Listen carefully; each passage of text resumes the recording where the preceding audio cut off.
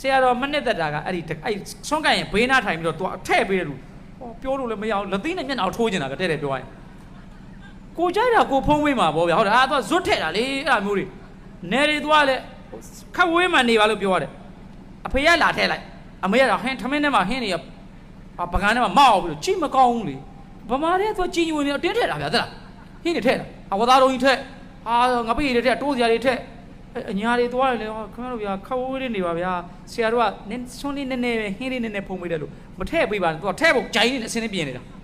ဝသားတို့ကလက်ဝါးလောက်ရှိတယ်ဘလို့မှစားမရတော့ဝသားတို့ကြီးထည့်လက်ဝါးလောက်ရှိ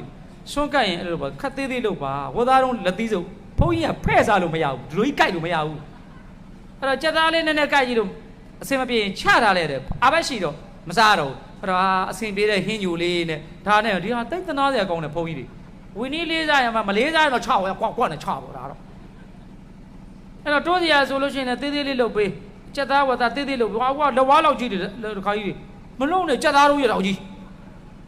ဘုန်းကြီးအဲ့ဒါကြီးကြိုက်လို့မရဘူးဇွန်းနဲ့လည်းဖဲ့မရဒီလိုအသာလေးကြည့်အဲ့လိုနဲ့ဆရာတော်ကြီးတွေလည်းအများကြီးပဲဒါကြောင့်မလို့တရားဓမ္မတွေကလည်းကတ်တာပြုတ်တာ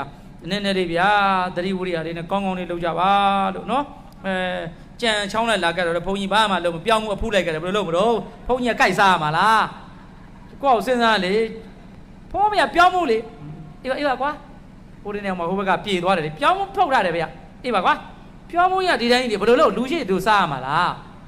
နည်းနည်းပါးလေးဆင်ញင်ကြပါဦးဗျာယောဂီတို့ကလည်းနော်ခင်ဗျားတို့ကလည်းဒုက္ခပါပဲအဲ့ဒါလေကြည်တော့ကြည်ညိုတယ်နော်အေးဥက္ကဋ္ဌရယန်းနေတရားဓမ္မနဲ့တွေ့တဲ့အခါမှာကာယကံဝစီကံမနောကံကျင့်တတ်မှုမရှိပဲနေရပါတယ်